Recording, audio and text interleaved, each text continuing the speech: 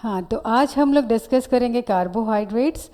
आज मेजरली बहुत ही आसान तरीके से, बहुत सिंपल, हम लोग सबसे पहले कार्बोहाइड्रेट्स का क्लासिफिकेशन डिस्कस करेंगे और उसके बाद जो बहुत इंपॉर्टेंट हेक्सोज शुगर है जिसमें ग्लूकोज शुगर का फिशर्स प्रोजेक्शन, लीनियर प्रोजेक्शन लिखना सीखेंगे जो बहुत ही आसान है। इतना सिंपल है कि अगर आप लोग एक बार ये सीख लीजिएगा तो वो कभी नहीं भूलिएगा, बहुत ही आसान तरीके से बताएंगे, ठीक है। और इसको कुछ समझने में थोड़ा भी आपको टेंशन नहीं होगा। जो बिगनर्स हैं, जिन्होंने जो 10th में है या जिन्होंने जस्ट 10th पास किया, 11th में आए, सबके लिए बहुत आसान है और बहुत आसानी से समझ में आने वाला टॉपिक है, ठीक है। तो सबसे पहले ये देखिए कार्बोहाइड्रेट्स का हम लोग सबसे पहले डिस्कस करेंगे क्लासिफिकेशन। सबसे पहले क्या डिस्कस करेंगे?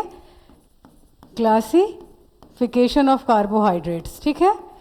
कार्बोहाइड्रेट्स का एक और टर्म है, कार्बोहाइड्रेट्स को हम लोग सैकेराइड्स भी कहते हैं। सैकेराइड्स जो होता है वो ग्रीक टर्म है शुगर के लिए, sugar sweet.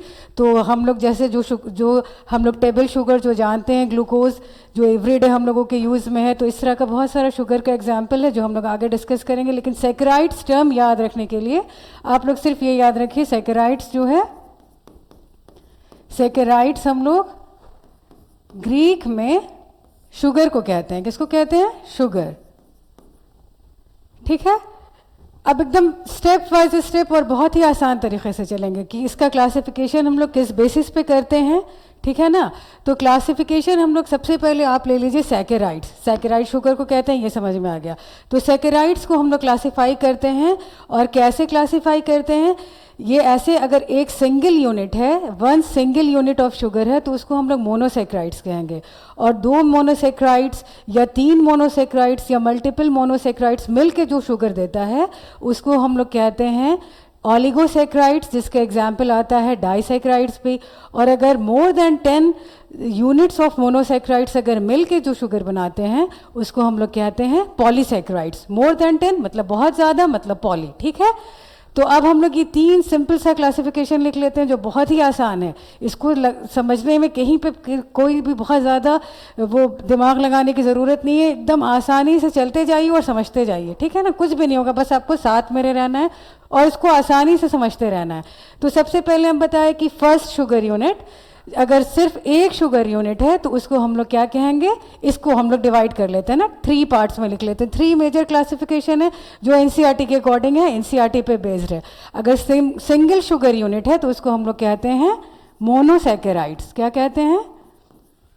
Monosaccharides is simple sugar unit. सिर्फ एक शुगर यूनिट है, अगर हम उसको फर्दर डिवाइड कर भी देते हैं, किसी तरह से हाइड्रोलाइज कर भी देते हैं, उसका ब्रेकडाउन कर भी देते हैं, तो फिर वो शुगर नहीं रहेगा। इसीलिए ये मोनोसैकेराइड्स है। इसका फर्दर डिवीजन, फर्दर उसको डिसोसिएशन अगर करते हैं तो वो अपनी प्रॉपर्टी लॉस्ट कर देगा, वो शुगर की प्रॉपर्टी लॉस्ट कर देगा, वो किसी और चीज़ में चेंज हो सकता है ना, तो वो दूसरी चीज़ है।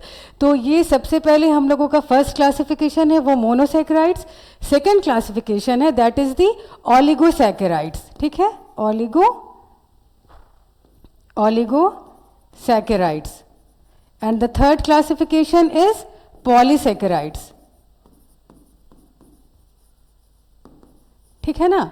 तो अगर सिर्फ सिंगल शुगर यूनिट है, if there is only one sugar unit, कितना है? अगर only one sugar unit, only one unit है तो उसको हम लोग कहते हैं मोनोसैकेराइड्स। अगर शुगर यूनिट 2 से लेकर के 9 है, ठीक है ना, 2 से लेकर के 9 शुगर यूनिट्स है, तो उसको हम लोग क्या कहते हैं? उसको हम लोग कहते हैं ऑलिगोसैकेराइड्स। अगर 2 शुगर यूनिट्स है स्पेसिफिकली तो उसको हम लोग डाइसैकेराइड्स भी कहते हैं, ठीक है ना। डाइसैकेराइड्स ऑलिगोसैकेराइड्स के अंदर अंदर ही आता है, ठीक है। और अगर 2 मोर देन 9 है, ठीक है, मोर देन 9 आपका 10 से लेकर के कुछ भी आगे हो सकता है। तो अगर बहुत ज़्यादा मल्टीपल नंबर ऑफ पॉलीसैकेराइड्स है, शुगर यूनिट्स है, तो उसको हम लोग क्या कहेंगे? पॉलीसैकेराइड्स। इसका एग्जाम्पल बहुत कॉमन सा एग्जाम्पल है, आप लोगों ने सुना होगा सेल्यूलोज, है ना। सेल्यूलोज जब हम लोग प्लांट सेल्स पढ़ते हैं, सेल्यूलोज इसकी सेल वॉल होती है, ठीक है ना। Glycogen, starch, these all are the example of polysaccharides, ठीक है। तो अब ये तो सिंपल सा बहुत आसान सा क्लासिफिकेशन था जो पूरा हो गया, जो आप लोगों को ये समझ में आया कि सैकराइड्स को हम लोग 3 मेजर पार्ट में क्लासिफाई करते हैं, मोनोसैकराइड्स, ओलिगोसैकराइड्स एंड पॉलीसैकराइड्स, ठीक है। अगर सिंगल शुगर यूनिट है तो वो हम लोग उसको कहेंगे मोनोसैकराइड्स। अगर मोनोसैकराइड्स का 2 शुगर यूनिट साथ में मिल रहा है, ठीक है ना, इसको अगर हम 2 डिफरेंट किसी और कलर से ले लेते हैं, 1 यूनिट, अगर ये सिंगल यूनिट है, दिस इज जस्ट 1 यूनिट, ठीक है।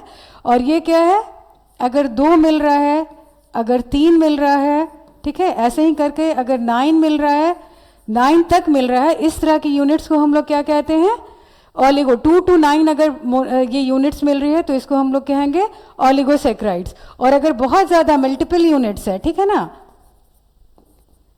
ठीक है, ये ब्रांच भी हो सकता है, अनब्रांच भी हो सकता है, इसको हम लोग डिटेल में बाद में डिस्कस करेंगे जब हम लोग पॉलीसैकराइड्स करेंगे, ठीक है। तो ये सिंपल से एग्जाम्पल्स के साथ इसको हम लोगों ने क्लासिफाई कर लिया, और हमको लगता है आई होप ये आप लोगों को बहुत आसानी से समझ में आ गया होगा।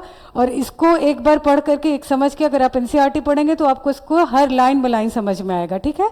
तो नेक्स्ट क्लास में हम लोग इसका डिस्कशन करेंगे मोनोसैकराइड्स के बारे में, ठीक है, ओके।